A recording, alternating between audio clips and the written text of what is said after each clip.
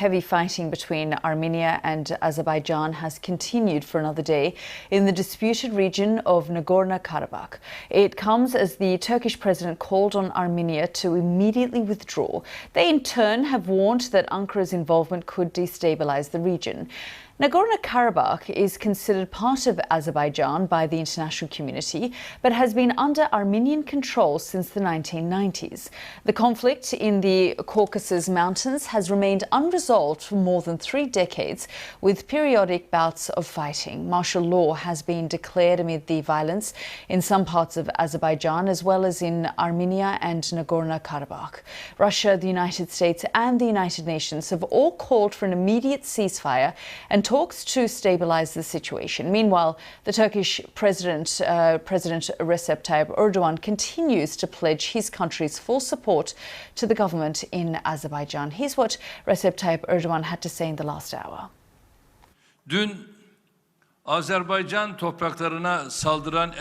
I condemn once again Armenia, which has attacked Azerbaijan's territory.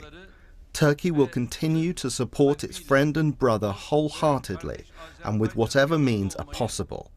It is time to end the crisis in this region.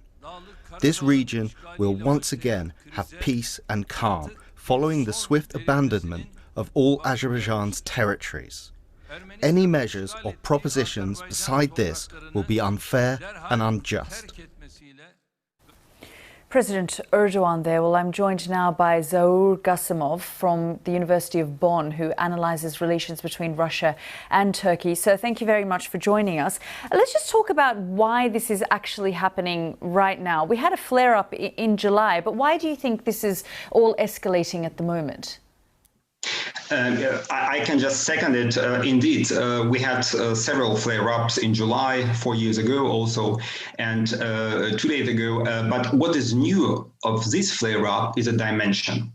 And I mean, we should accept that the international community, the Minsk group of the Organization of Security, Collective Security, that exists since 30 years, failed to find a solution, a peaceful solution for the conflict. And what we see now, that the format of the Minsk group is going to be changed. So I guess Russia would take the initiative and bring both sides to the dialogue and find I somehow. suppose for Russia, it's not just the initiative, is it? It wants to be a significant player in all of this in terms of having influence on both sides.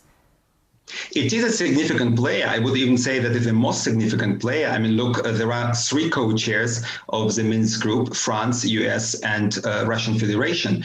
But the Russian Minister of Foreign Affairs phoned yesterday his Azerbaijani Armenian counterpart, his Turkish counterpart.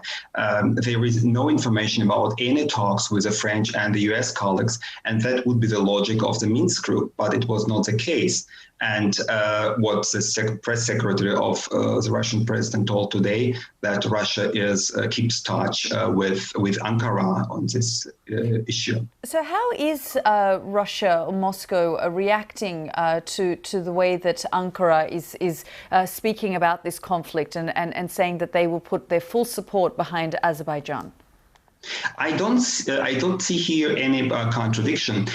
Moscow cooperates with Ankara quite successfully in Syria, somehow also in Libya. The interests are different, but there is a cooperation also with some extent in Iraq. And Azerbaijani-Armenian conflict, the area of the Nagorno-Karabakh, would become the new platform for Turkish-Russian cooperation. Okay, we'll have to leave it there. Zaur Gasimov, thank you very much for joining us. Thank you.